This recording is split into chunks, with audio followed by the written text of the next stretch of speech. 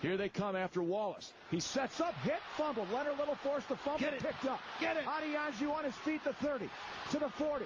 Into Seattle territory, it's a foot race, and nobody's going to catch Victor Adeyanju. The rookie rumbles 90 with a touchdown.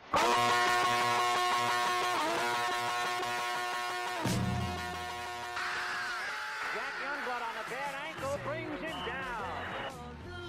Warner goes over the middle, juggles, caught. Oh, touchdown. Sets up in trouble. Leonard Little forced the fumble. It's on the turf.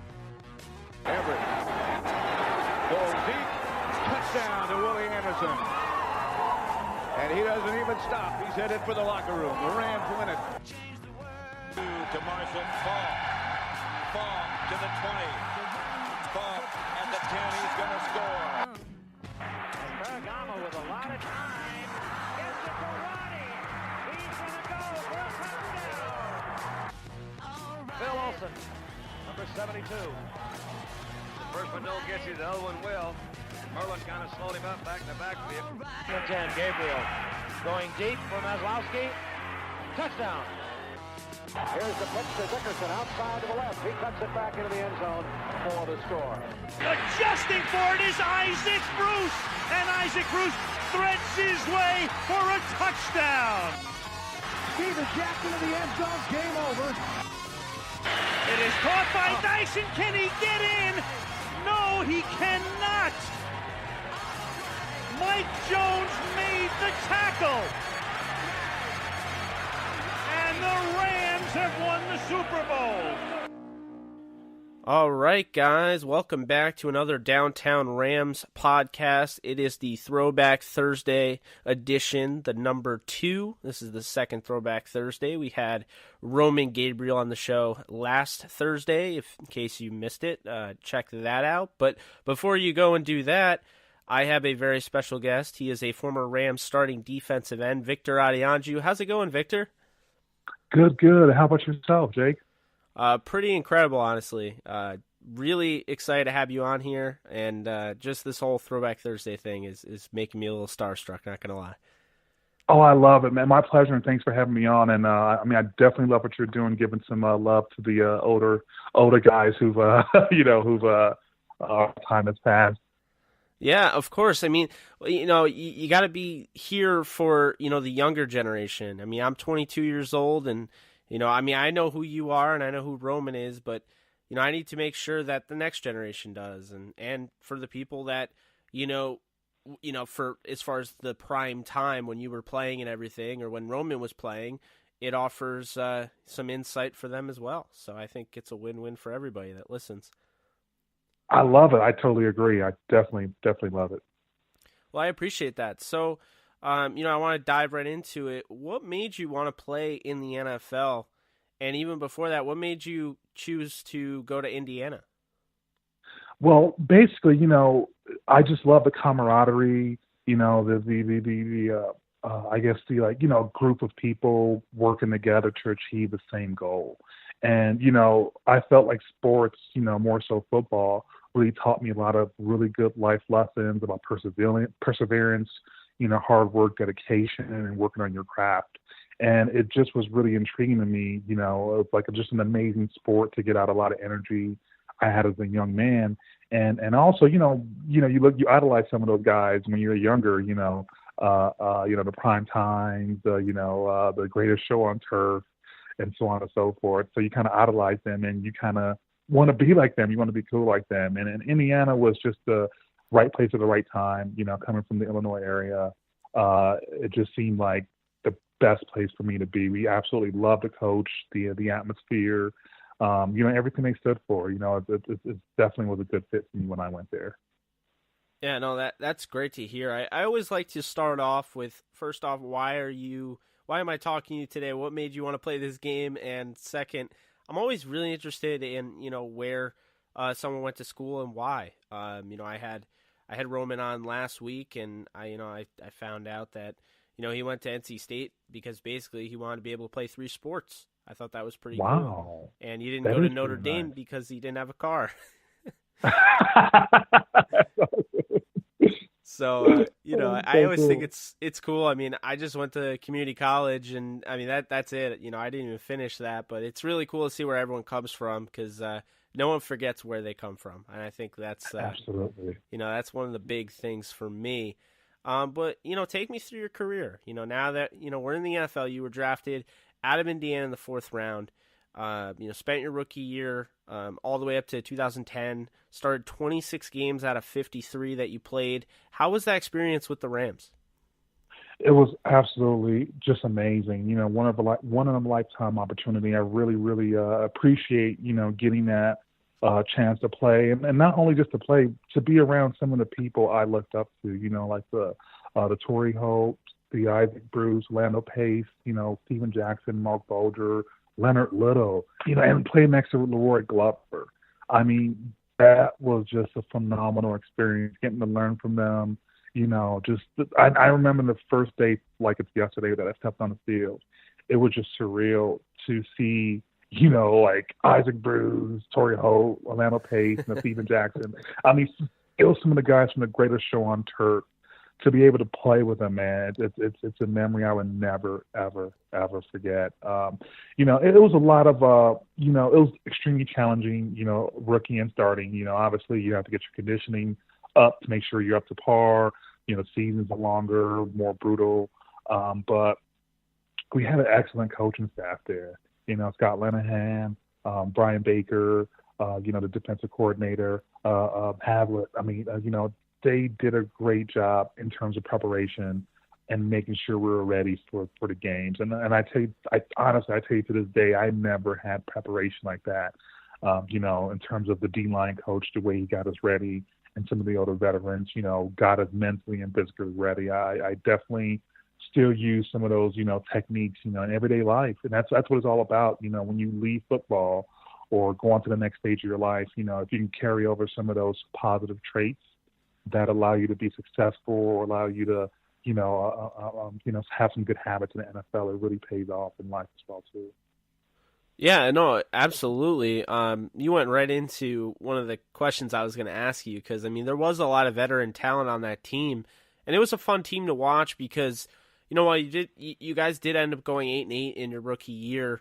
You had guys like Leonard Little that you mentioned, Torrey Holt, obviously, but down the defensive side, with Leonard Little, you had Dexter Coakley, you had Corey Chavis, James Hall, Roy. So, it was, or James Hall, it might have been a little too early, but Leroy Glover definitely, and I think he still works for the Rams if I'm not mistaken. Oh, yes, I do see him at the games a couple, like a year or two back. Yeah.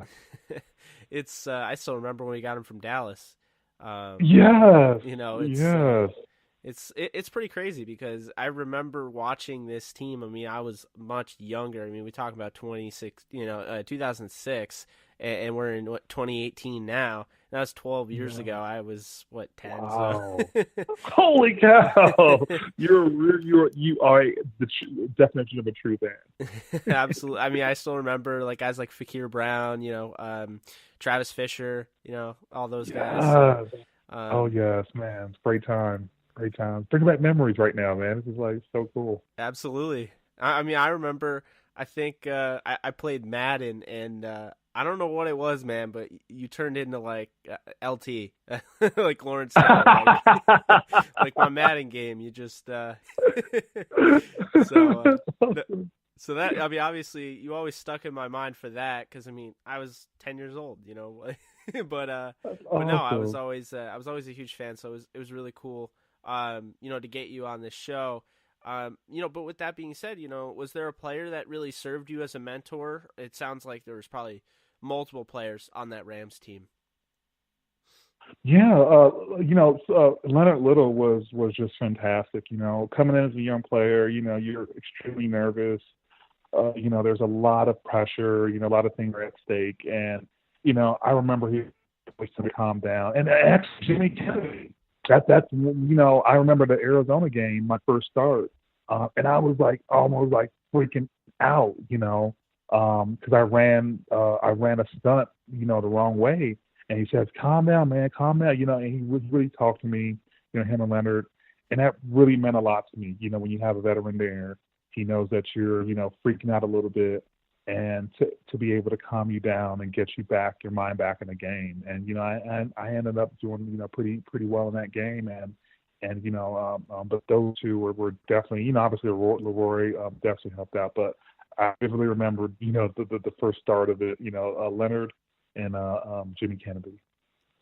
Yeah, I remember Jimmy Kennedy. That's good mention there. With that being said, who did you try and model your game after? Maybe that started at a young age and whatnot, but is there anybody that you took pieces from and tried to mirror or anything like that? Yeah, that's a good question. It was a really different. Me and Leonard Little were definitely different. He's more of a speedster. I was more of a power honker down type of dude. I honestly try to take. Honestly, if I see someone doing a good move, I used to watch the Bears a little bit, even before Adewale Ogunleye, even before I was drafted. I watched him a lot, and I try to mimic some of my game towards what he was doing. But I honestly had a mixture of techniques, because the coaches just saw that I was I could probably honker down a lot, and I tried to do more bull rushes, more power moves to kind of hold my ground and get after the quarterback as well. Yeah, for sure. And then you obviously had a chance to line up around some studs. One that really comes to mind is Chris Long, but it was also Will Witherspoon and Pisatino Samoa. Can you talk a little bit about each one of those guys and what they brought to the table?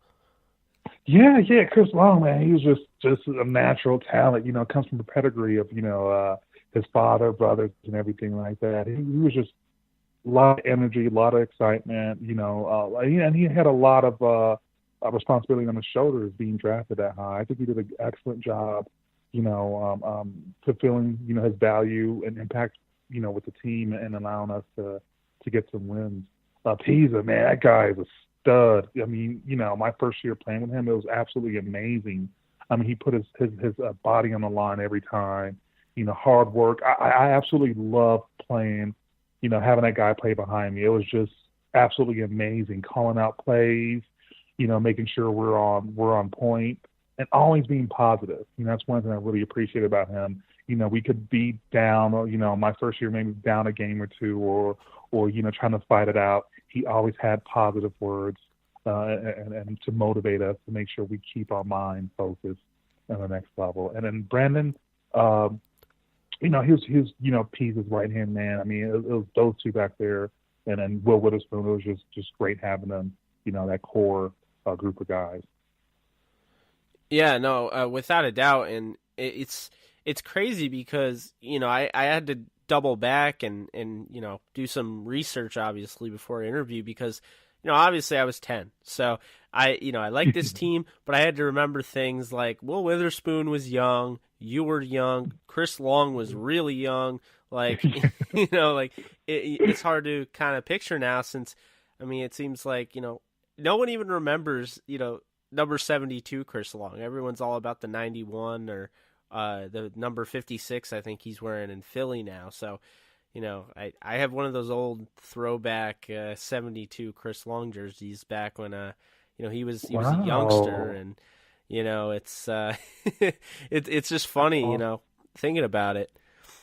Absolutely. Time flies. It's just, it's so many great memories and so many great, players and moments. It's just absolutely amazing. Absolutely. And with that being said, which former teammates do you still keep in contact with? Yeah. Steven Jackson, great friend of mine. Still talk with him. I just saw Orlando Pace actually a couple of weeks ago. To him, Steven Jackson. I think those are the most recent, like within the last month or so. I definitely still keep in contact with them. Yes, Steven Jackson was pretty incredible there. I'm gonna kind of put you on the spot because Steven Jackson, you probably saw it, and if you didn't, you're about to hear it. Steven Jackson, your former teammate, recently came out and said he thinks he's the best Rams running back in Rams history. Oh, so this is tough for me because I loved Falk. Obviously Dickerson exists, and I mean now you have Todd Gurley, but I think he's got to wait